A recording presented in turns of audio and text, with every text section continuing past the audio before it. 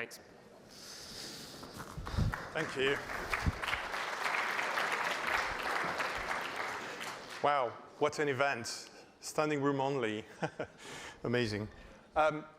Apologies for probably what will be today the longest presentation title you'll see, I guess.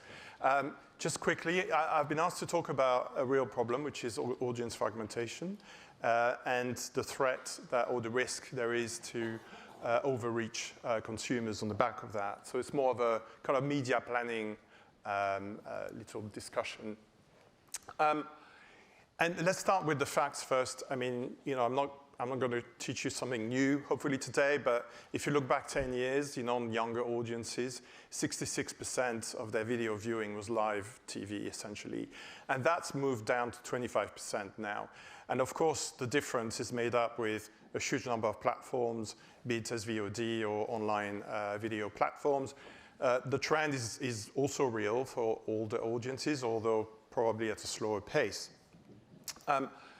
But what that means is that fragmentation of media has also led to a fragmentation of audiences, because there isn't anymore like one platform or one place where you can reach everyone all the time.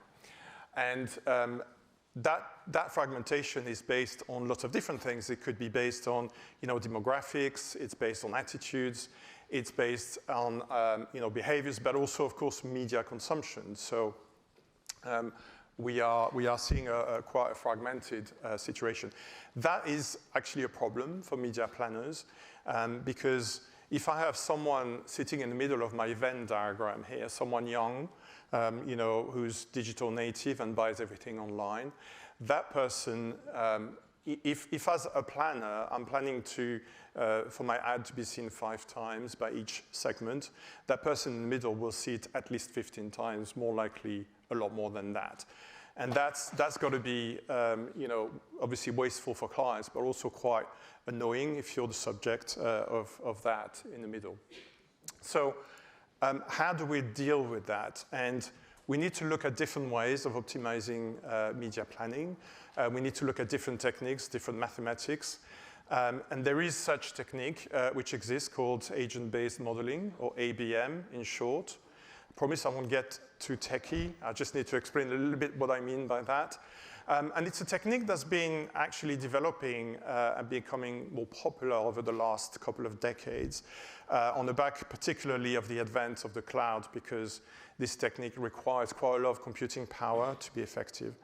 And it's been traditionally used in the field of logistics. So you're building a new shopping mall, and you want to know the flow of people, the footfall, so that you can plan where to put your escalators, where to put, you know, fire exits, or how big and how fast your lifts need to be, for example. And the way it works, hopefully that will start animating. Yes. The way it works is by basically creating what we call a synthetic population of people. They're called agents, actually, but they represent human beings in a model, and they have the characteristics of human beings. So this is an example of a new airport terminal. And you know, there are people coming to catch flights. There are people coming to pick up people.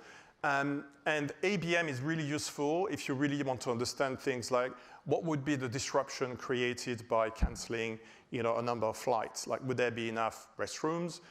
Is everyone going to get a sandwich? Is everyone going to get a seat? So that's what ABM is. Sorry? Oh, someone wanted to make a comment. It's something quite interesting, and what we did, we wanted to use the same technique but apply it to media planning, because essentially we need to move away from a situation where we're planning at segment level with average segment data, because we can't understand overlap between those audience segments. So we have to become more granular, and we have to use techniques like ABM to really understand what the impact of a media plan or exposure of media will be, or will be likely be on individual people. So How do we do this? So we need a data source. So we use panels, respondent survey panels, and they're great because they tell you a lot of things about people, right? So they tell you about demographics, they tell you about people's media habits and consumption, so who's using TikTok or Sky or who isn't, really important, attitudes, brand preferences, etc. And then what we do, we take this data, and it's obviously representative, right? So, and we basically turn it into a population of agents, just like the logistics guys are using, representative of the country. And then we built a media planning system around it that leverages these agents. And that becomes really useful to start understanding who gets exposed to advertising. How do we get effective reach on a campaign? Are we overreaching people, or are we equally under-reaching people, and do we need to add something else in the mix to get to those people? Add to this the power of AI, and you can do those calculations hundreds of millions of times, literally, and you can use that to create an optimal media plan that looks across lots of different touch points and lots of different audiences. And you have to use the power of computing. I mean, it's impossible to do it by hand, but we had a little play in the agency. So we gave a brief to our best planning team, and we said, here's one audience, 45 touch points. Please build the best optimized plan you can. And it was just about doable by hand. If you give the same task with 3 overlapping audiences, it becomes impossible because the human brain just cannot, compute so much complexity. So here's an example of a food brand. Their core audience on the left has been their audience traditionally. They wanted to expand to a growth audience that is actually duplicating with the core audience a bit. These people are slightly younger, but also they have slightly different food consumption habits and media habits as well. So this is what the media mix looked like for the core segment. And that gave us a reach of just north of 60% for the core audience. Now, the first thing we did is, okay, so what if we ran the same campaign, the same plan? What kind of reach would we get for this new audience? And the number is just north of 56%, okay? But then we let the system optimize across both audiences to really understand bottom up where the reach comes from. And the answer from the system was very different, actually. As you can see, the allocation looks different, but also it's introduced new touch points into the mix. And look at the results. So the core audience remains effectively stable, 61%, but the new target audience, the growth audience, grew massively by 20 points to 76%. So it's just a quick example, but these techniques are really effective to understand overlapping. And just as a conclusion, so I would say, I'm a huge fan of technology. I mean, this is part of my job. I build products. But I have to say, it's still a game of machine plus human. Because you can trust the mathematics and the machines and the computers to give you the right answer, but you still need human beings because those machines, those algorithms, they need context, they need rules, they need interpretation. And as an agency, those humans are experienced media planners. So that's what they do now. There's a really good balance between machine and human power working together. The benefit for planners is basically, they can answer questions from their clients that, frankly, they couldn't answer before with that level of precision. And then B, they can do it really quickly, so they can run lots of scenarios because it literally just takes minutes to run new scenarios. And that's, I think, me done. I was given a brief of going really fast, so hopefully I tick the box.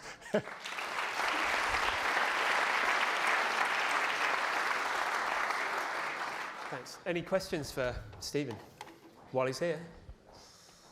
Yeah, we've got one down here, I think, and a couple of minutes before we move on to the panel.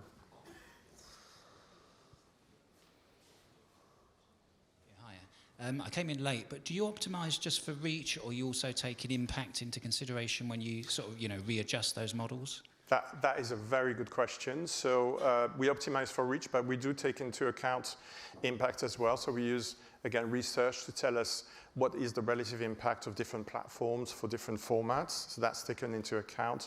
And also we're adding now the mixed algorithms with kind of ROI data as well for clients that have marketing mix modeling data, for example. Yeah.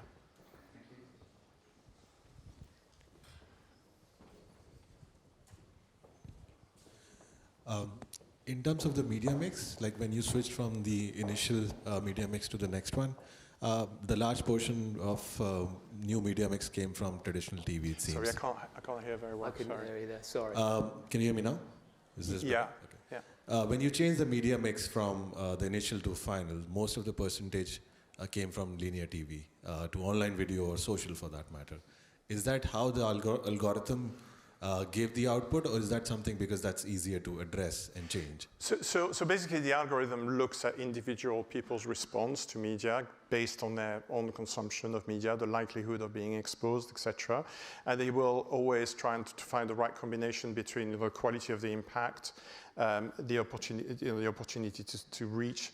And so that's how we do it. It's basically bottom up. And at an aggregate level, it allows you to look at the result of the reach and the kind of mix that was, that results for each audience that you're targeting, even though they overlap.